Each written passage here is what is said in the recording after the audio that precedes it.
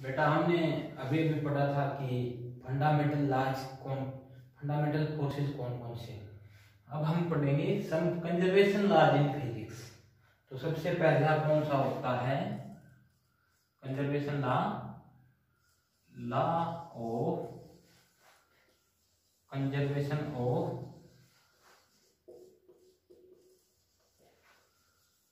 Charge. Law of conservation of charge. Law of conservation of charge बेटा क्या होता है? वैसे आपने बेसिकली पढ़ा होगा कि law of conservation of charge क्या होता है। मैं बताता हूँ आपको फिर से। मान लो हमारे पास कोई दो बॉडी है, ये बॉडी ए है, ये बॉडी बी है। मान लो आपको अलग अलग बॉडी दे दी, आपको पहले बॉडी ए दे दी और फिर बॉडी बी दे दी। आपको ये कह दिया कि बॉडी ए में पॉजिटिव चार्ज क्रिएट करके दिखा, या आपको ये कह दिया कि बॉडी बी में पॉजिटिव चार्ज क्रिएट करके दिखाओ।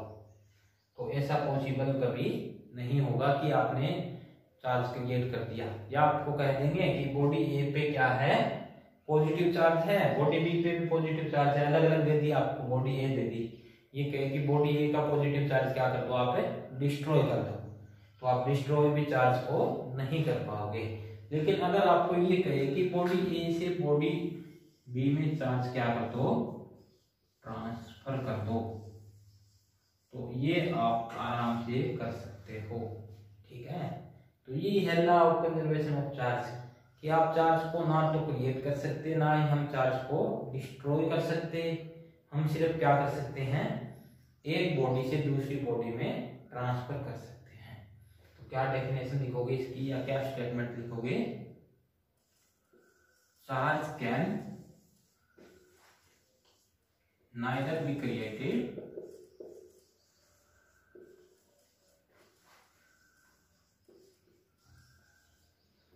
nor be destroyed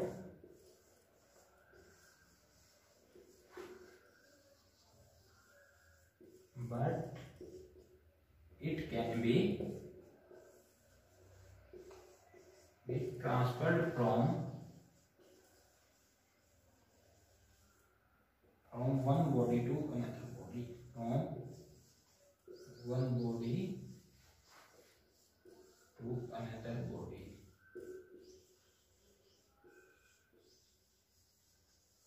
क्या है कि हम charge can neither be created nor be destroyed but it can be transferred from one body to another body. कि हम ना तो चार्ज को क्रिएट कर सकते, ना ही उसको डिस्ट्रॉय कर सकते, लेकिन हम इसको एक बॉडी से दूसरी बॉडी में ट्रांसफर कर सकते हैं। This is the law of conservation of charge. इसके बाद बेटा सेकंड कंजर्वेशन लॉ आता है। सेकंड कंजर्वेशन लॉ कौन सा है? ये भी आप पढ़ चुके हो, 9th में भी पढ़ चुके हो, 10th में भी पढ़ चुके हो। Law of conservation of energy.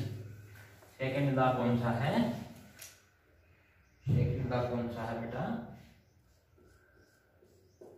Law of conservation of energy. अब देखो इसमें भी पहले आपको एक एग्जांपल बताऊंगा मैं, उसके बाद हम इसको क्या करेंगे, डिटेल से देखेंगे। मान लो कोई पत्थर है, वो आपने उठा रखा है, कितनी हाइट पे उठा रखा है? h हाइट पे। h हाइट पे आपने इसको उठा रखा है, तो h हाइट पे उठा रखा है। तो यहाँ पे देखो रोक रखा है आपने, पत्थर को रोक रखा है, तो यहाँ पे वेलोसिटी कितनी है? 0, और हाइट कितनी है? h। तो यहाँ पे पोटेंशियल एनर्जी कितनी होगी? mgh। काइनेटिक एनर्जी कितनी होगी? 0, क्योंकि वेलोसिटी 0 है।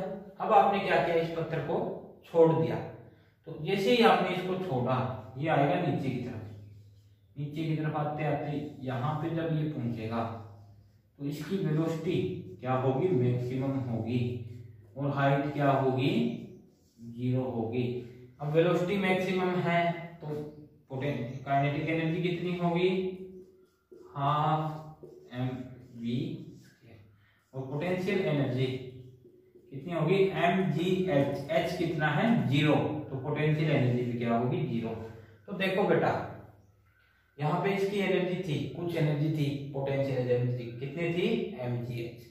अब हमने इसको छोड़ा, नीचे की तरफ आई, यहाँ पे आते आते इसकी सारी की सारी पोटेंशियल एनर्जी किस में कन्वर्ट होगी, काइनेटिक एनर्जी में।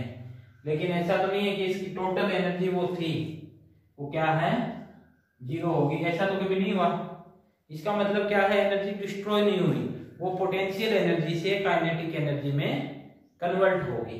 तो यही होता है law of conservation of energy, कि एनर्जी जो होती है किसी भी सिस्टम की, जो टोटल एनर्जी होती है वो क्या रहती है, हमेशा कंजर्व रहती है। हम उसको ना तो क्रिएट कर सकते, ना ही डिस्ट्रॉय कर सकते, लेकिन क्या कर सकते हैं, एक फॉर्म से दूसरी फॉर्म में उसको कन्वर्ट कर सकते हैं।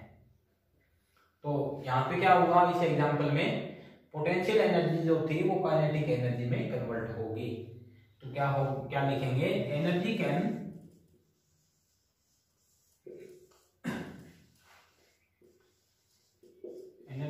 Neither be created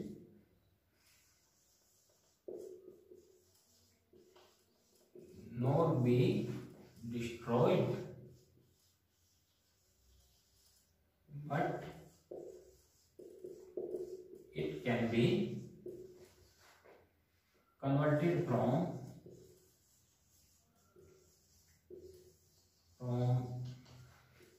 one form to another। कि हम एनर्जी को ना तो क्रिएट कर सकते, ना ही हम उसको डिस्ट्रॉय कर सकते, लेकिन एक फॉर्म से दूसरे फॉर्म में कन्वर्ट कर सकते हैं। This is the law of conservation of energy. इसके बाद आती है third conservation law. Third conservation law क्या है अपनी, law of conservation of linear momentum.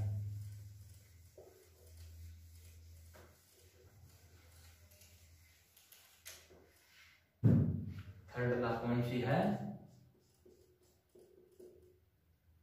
Law of conservation of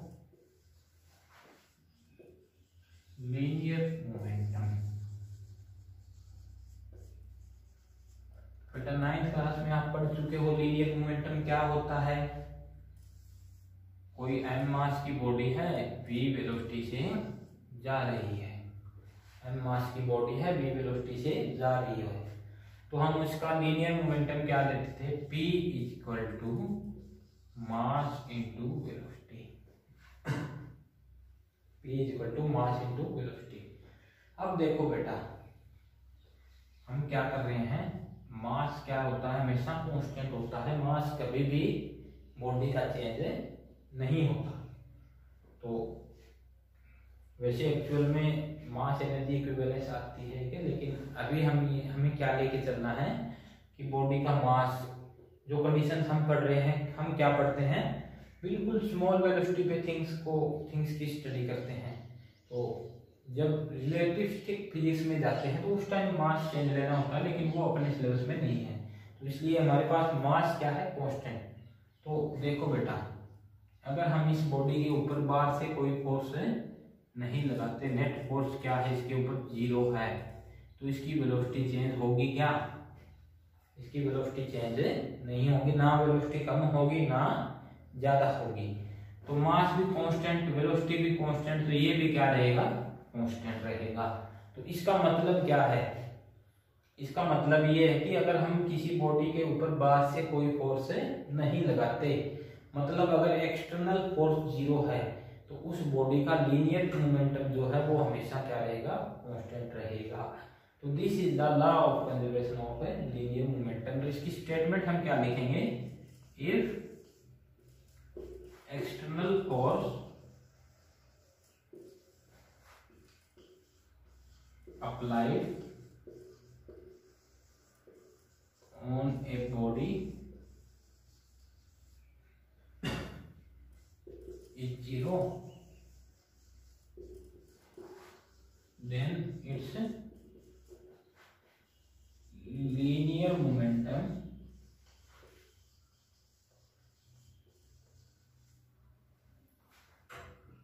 will remain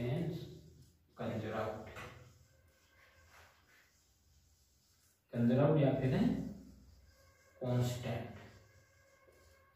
अगर किसी बॉडी के ऊपर जो बार से हम फोर्स लगा रहे हैं वो क्या है, जीरो है, तो इसका क्या होगा, जो लीनियर मोमेंटम है वो हमेशा कांस्टेंट रहेगा। तो हम इसको न्यूटन्स की सेकंड लॉ से भी देख सकते हैं। देखो, फ्रॉम न्यूटन्स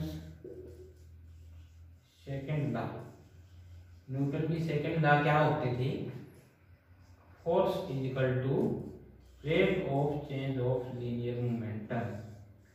फोर्स किसके इक्वल होता था, rate of change of linear momentum.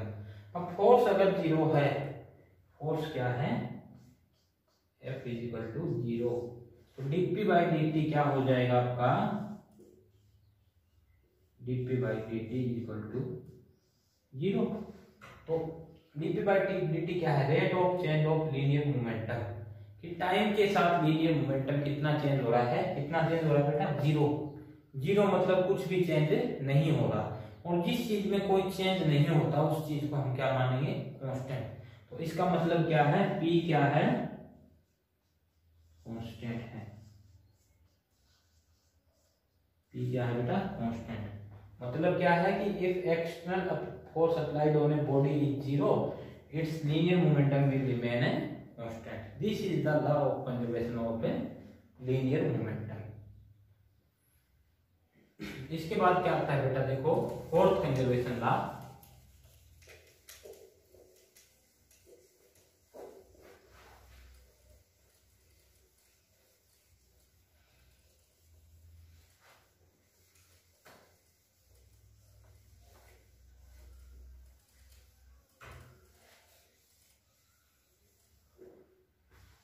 Fourth conservation law क्या है, law of conservation of angular momentum.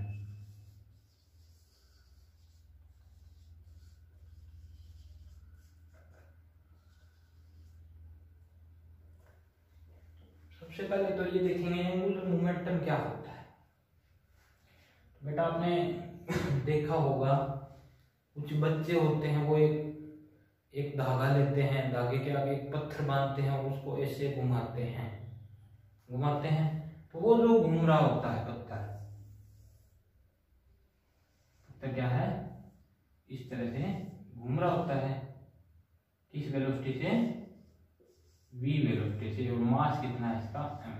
और ये जो इसका जो सर्कुलर मोशन कर रहा है, इसका रेडियस क्या लेते हैं हम, r। क्या रेडियस लेंगे, r। तो देखो बेटा ऐसे घुमाते हैं, कांस्टेंट वेलोसिटी से वो घूम रहा होता है, तो जो फोर्स हम यूज कर रहे हैं वो कहाँ पे लगता है, सिर्फ इसकी डायरेक्शन चेंज करने में लगता है। अगर क्या है, यूनिफॉर्म सर्कुलर मोशन है। यूनिफॉर्म सर्कुलर मोशन का मतलब है कि सर्कुलर मोशन में तो मूव कर रहा है, लेकिन वेलोसिटी क्या है उसकी, कांस्टेंट है। तो उस टाइम जो हम फोर्स लगा रहे हैं वो सेंट्रीपिटल फोर्स किस में यूज हो रहा है, इसकी डायरेक्शन चेंज करने में। लेकिन हमें यहाँ पे देखना व्हाट इज एंगुलर मोमेंटम। तो एंगुलर मोमेंटम क्या होता है बेटा, एंगुलर मोमेंटम क्या क्या किस किस की मल्टीप्लाई होगी, मास इंटू वेलोसिटी इंटू में परपेंडिकुलर डिस्टेंस, mvr। मास वेलोसिटी इंटू में परपेंडिकुलर डिस्टेंस, ये वाला परपेंडिकुलर डिस्टेंस, ये r हमेशा क्या रहेगा, सेम, क्योंकि सर्कल का रेडियस कभी चेंज नहीं होता। यहाँ पे भी r रहेगा, यहाँ पे भी r रहेगा, यहाँ पे भी r रहेगा, यहाँ पे भी r रहेगा। मतलब हर जगह जो सेंटर का और इस बॉडी के सेंटर का डिस्टेंस है ये कितना रहेगा, r रहेगा। मास भी हमेशा क्या रहेगा, सेम रहेगा। तो देखो बेटा, अब देखो हम इसको घुमा रहे हैं, यूनिफॉर्म वेलोसिटी से घूम रही है, ठीक है। तो अगर हम इसके ऊपर बाहर से कोई और फोर्स लगा दें एक्स्ट्रा, तो इसकी वेलोसिटी चेंज हो जाएगी। मास और रेडियस तो चेंज नहीं होगा, लेकिन वेलोसिटी चेंज हो जाएगी। वेलोसिटी चेंज हो जाएगी तो एंगुलर मोमेंटम भी चेंज हो जाएगा। तो एंगुलर मोमेंटम को हम डिनोट करते हैं L से, ठीक है, L से। लेकिन अगर बाहर से कोई भी, इसके ऊपर बाहर से कोई भी फोर्स नहीं लगता, बाहर से कोई एक्सटर्नल फोर्स नहीं लगता। तो कोई बॉडी जो सर्कुलर मोशन में मूव कर रही है उसकी वेलोसिटी अपने आप चेंज होगी क्या? नहीं होगी। तो इसका मतलब वेलोसिटी चेंज नहीं होगी तो ये एंगुलर मोमेंटम भी चेंज नहीं होगा। तो अगर बाहर से हम कोई एक्सटर्नल फोर्स नहीं लगाते तो इसका एंगुलर मोमेंटम क्या रहेगा? कांस्टेंट रहेगा। लेकिन जो बाहर से हम फोर्स लगाते हैं उस केस में जब बॉडी कहां पे जा रही थी? लीनियर मोशन में जा रही थी।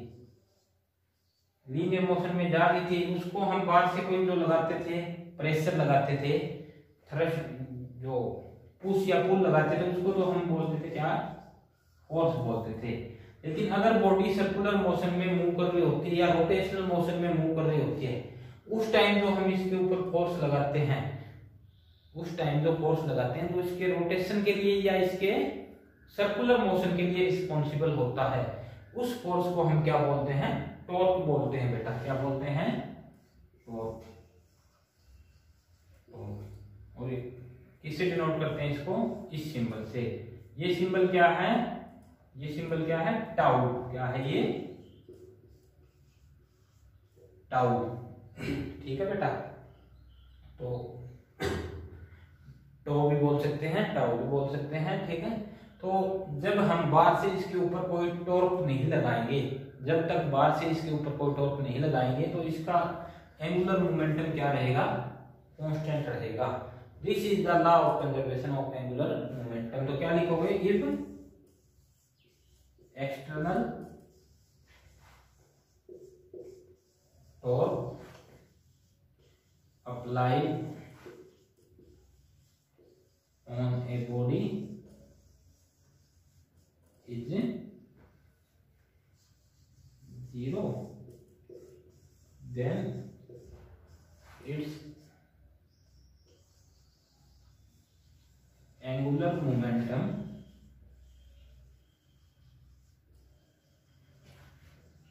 will remain conserved.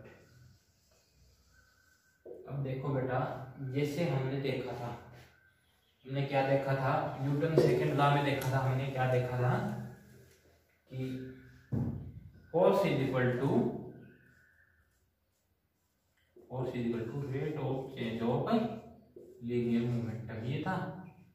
अब देखो दोनों साइड क्या कर देंगे? आर से multiply into F is equal to R को इससे मल्टीप्लाई करेंगे डीपी बाई dt। ठीक है। अब आर को पी से मल्टीप्लाई करेंगे तो अंदर क्या आ जाएगा? D by D T of M V R. ठीक है बेटा। और इधर क्या आ जाएगा? आर क्रॉस एफ, ये होता है torque, tau. Tau is equal to D M V R. M V R क्या था अपने पास? एल। क्या था? एम्बियर अपने पास क्या था? एल था। तो क्या बन जाएगा ये? देखो टॉर्क इज इक्वल टू क्या आ जाएगा? Torque is equal to D L by D T, क्योंकि ये जो अंदर वाली ब्रैकेट के अंदर वाली क्वांटिटी है ये क्या है? एंगुलर मोमेंटम के इक्वल है एम वी आर। ठीक है। Torque is equal to dl by dt, rate of change of angular momentum is equal to torque. अब देखो टॉर्क कितना लिया हमने? 0। तो टॉर्क 0 है तो क्या आएगा? dl by dt भी 0। अब dl by dt is equal to 0, मतलब rate of change of l with respect to time is 0। इसका मीनिंग क्या है? l इज कांस्टेंट, कि अगर किसी चीज में टाइम के साथ चेंज 0 है तो मतलब क्या है? वो चीज क्या है? कांस्टेंट है। तो इसका मतलब क्या है? L is equal to constant है। This is known as the law of conservation of angular momentum. तो बेटा ये थे आपके फिजिक्स में कुछ कंजर्वेशन लॉज। आगे का जो अपना चैप्टर है वो है यूनिट्स एंड मेजरमेंट्स। उसके बारे में हम कल पढ़ेंगे, नेक्स्ट लेक्चर में पढ़ेंगे। ठीक है बेटा। Okay, thank you.